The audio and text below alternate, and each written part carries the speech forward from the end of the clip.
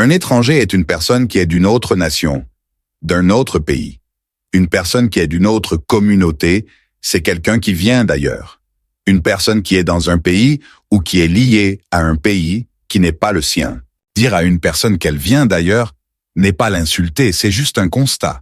Il est vrai que de plus en plus ce mot est utilisé dans un contexte négatif, mais cela ne doit pas pousser l'étranger à s'offusquer d'avoir été appelé étranger, puisqu'en vérité c'est ce qu'il est, il vient d'ailleurs. En réalité, le problème n'est pas d'être appelé étranger, mais plutôt d'avoir l'impression à tort ou à raison d'être rejeté, méprisé.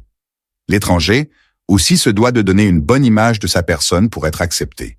Disons-nous la vérité, tout étranger qui sait se tenir, qui sait parler, qui considère son pays d'adoption comme une grâce de Dieu, qui évite de mépriser les nationaux, d'être condescendant à leur égard, qui ne se comporte pas comme si tout lui était dû, qui prend ce qui lui est donné sans vouloir arracher, voler, piller la part des fils, et fils originaires du pays, est béni, et vit en paix avec la bénédiction du ciel.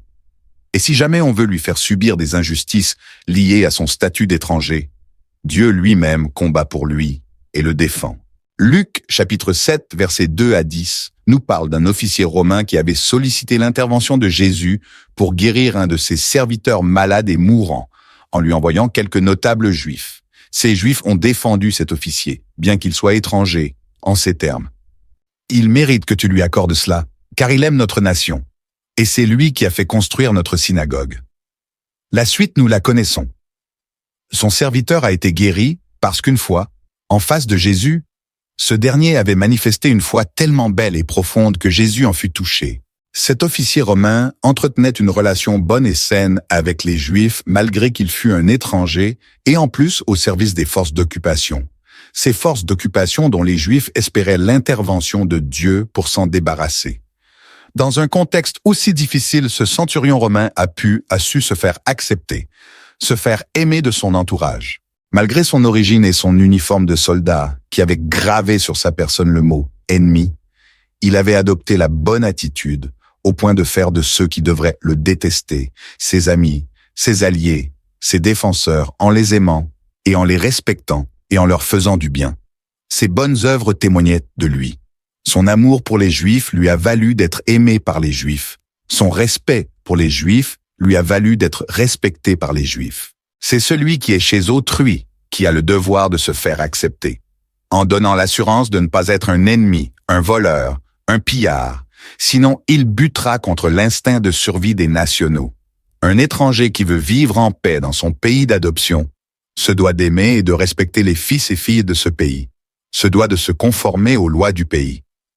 L'amour et le respect font sauter beaucoup de barrières. Étranger, sois ami de ton pays d'adoption, entretiens en ton cœur des sentiments positifs envers les fils et les filles du pays qui t'a reçu.